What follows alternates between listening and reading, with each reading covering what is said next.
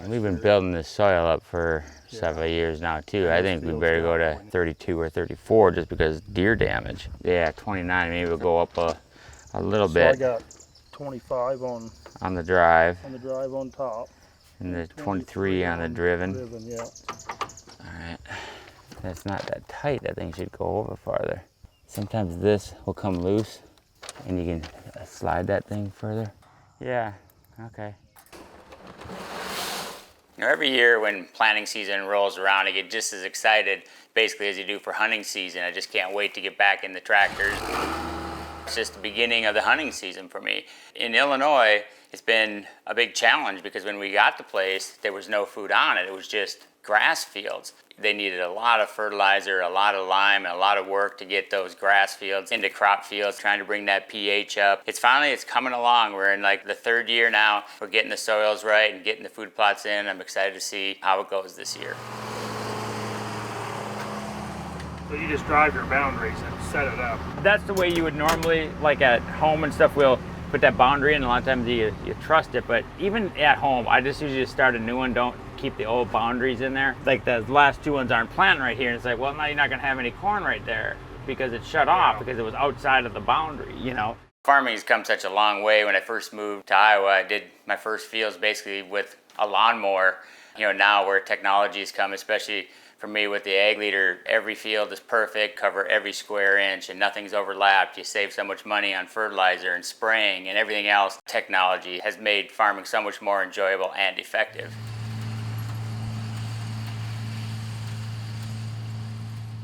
All right, I'm just getting some cell cameras out here. We have a big field I'm gonna put in Nebraska, like a perfect 10, where I just hung a stand just over on the other side over there. And we have this alfalfa field right here. There's a road that comes through this and goes out to that bigger field behind the house. And this is kind of the area that I've been getting most of our pictures in the past anyway of the big 9-point. And I just figured you could blow up, you know, to a better deer. But from the first pictures that we got of him, that he was probably a 5-year-old. And then last year, kind of the same. He didn't really do much. So I'm not assuming that he's gonna blow up real big this year. Even though he's a nice deer, I mean, he's probably 155 to 160 inch deer even the last 2 years. So it's not like he's a small deer or like a really management deer. He's just a good solid deer. But I think he's like the oldest one that I know of right now. Last year, you just get a couple pictures of him. He's not one that's super regular. So those are the kind that I like, the most challenge to it, even though he's not like a 200 or anything. It's just kind of that challenge trying to figure him out.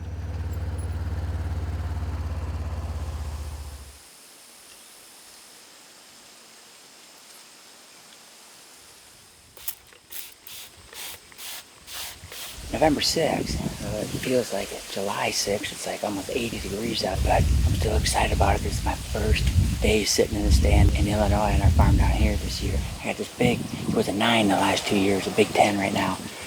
That's been getting lots of pictures of him in both of these fields. And you see that I got all this big CRP out here, and there's a pond right in the middle. So he's favored it being as warm as it is.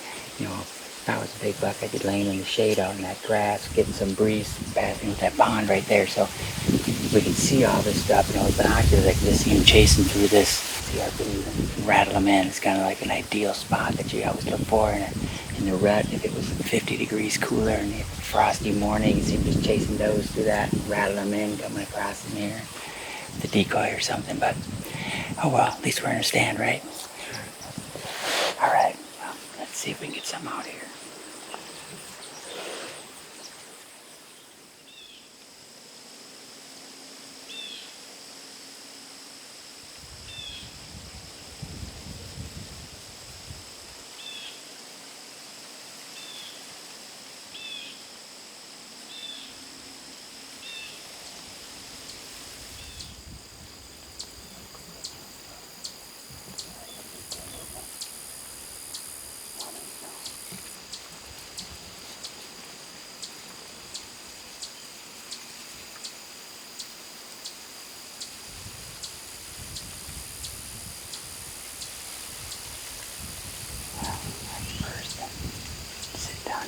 First buck, it looks like a 3 or 4 year old 8-point. Came out kind of chasing the does around, but then they just kind of stopped to eat. For how warm it is, they're still coming out. You just need to see new deer. You just never know what can show up. You know, even though the weather's hot, we're still seeing some mature bucks, and actually a bunch of new bucks are starting to show up. So I'm pretty excited about it, even though it's hot and a lot of the pictures are at night. At least you know they're there. During the rut, anything can happen. We're just gonna get out and get after him. And my big 9 is now a 10. He's a solid deer. We're getting pictures of him again, so hopefully we can get on him. Well, it's been awesome. We're just getting into prime time. Seeing, a couple of bucks, like 3 or 4 year olds. I think this buck coming is much older. It's been awesome so far.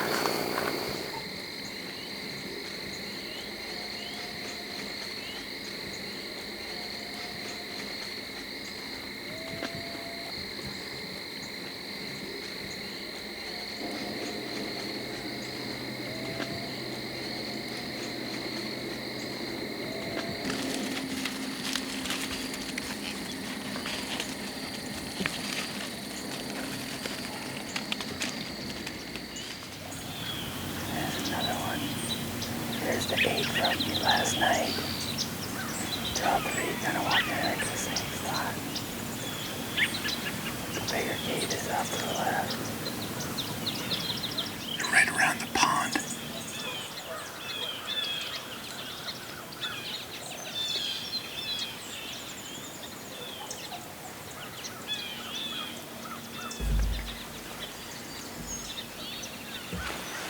Well, it's November 7th, and I've always said, it's like my favorite day. I've shot quite a few big bucks on November 7th, and boy, it hasn't disappointed. We're down here in Illinois, and even though it's been super hot, it's almost like 80 yesterday, and man, we've had a lot of action out here this morning. Bucks running all over out there, so it's got to be a hot doe out there, but there's a big wide 8 out there. He must have the doe, because I see all the other ones kind of peeling off now, but there was a little buck in our field. He just went running out there.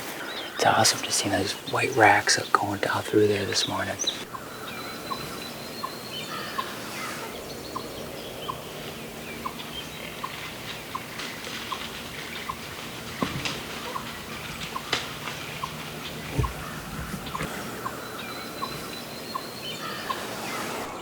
Well, it's been a phenomenal morning. I mean, we've seen probably 20 bucks.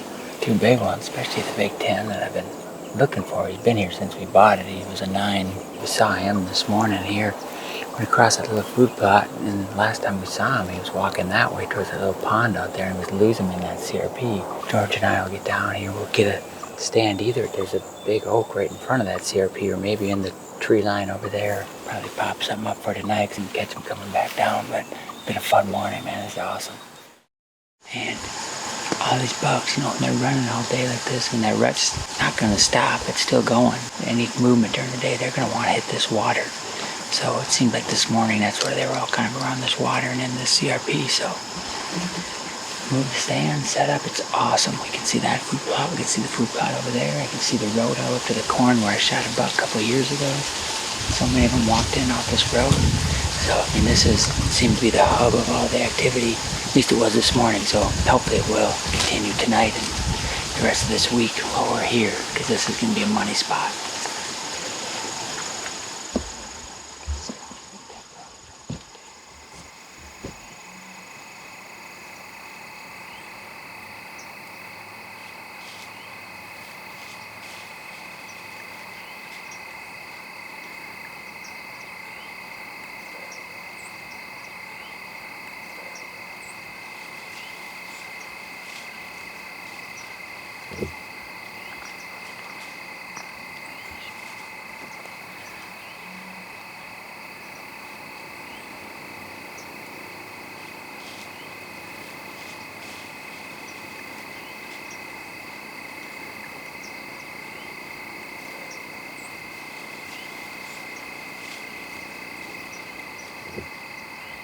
That's our boys, the 10.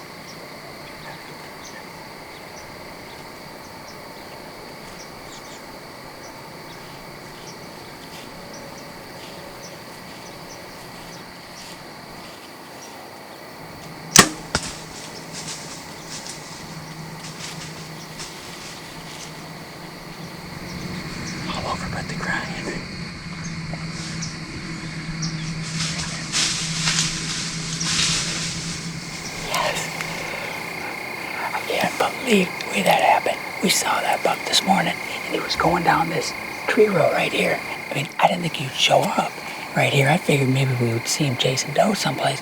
But we got these does right here. I was gonna see him walking right down the hill right here towards us. He stands right here at 30 yards, just smoked him. He didn't run anywhere. He ran 10 feet and stood there and fell over. Yes! Yes! God. It's like my first couple days here in Illinois, and that's an old buck. That's a buck that was here 2 years ago. And he was a big 9-point, and he was like the one deer when we bought the place that was mature and old. So we hunted him that first year, then we got laid off him last year. So this year he's like 7 years old. It's the one deer I wanted to shoot.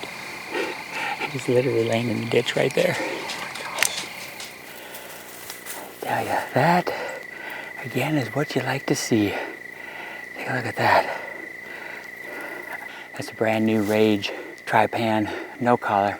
It's not out yet at this point, but by the time you see it, it will be. And trust me, they gave me 5 of them, and 5 animals have literally gone probably a total of 100 yards. Man, look at that. Oh man. Yeah, that Rage Tri-Pan sure did a job on him. Look at that. Look at the head on that old warrior. Jeepers, look at that. That's exactly the buck that we were looking for. You know, we got a couple really good genetic bucks on this farm and real high scores. And this is a buck that he was a 9-point the first year that we bought this farm. He was already mature. I mean, he was like a 5-year-old then. And now this year, we had lots of pictures of him. I said, I think this deer is like 7 or 8 years old. This is the one I'm just gonna try for this one. We're gonna leave the other ones with the really good genetics.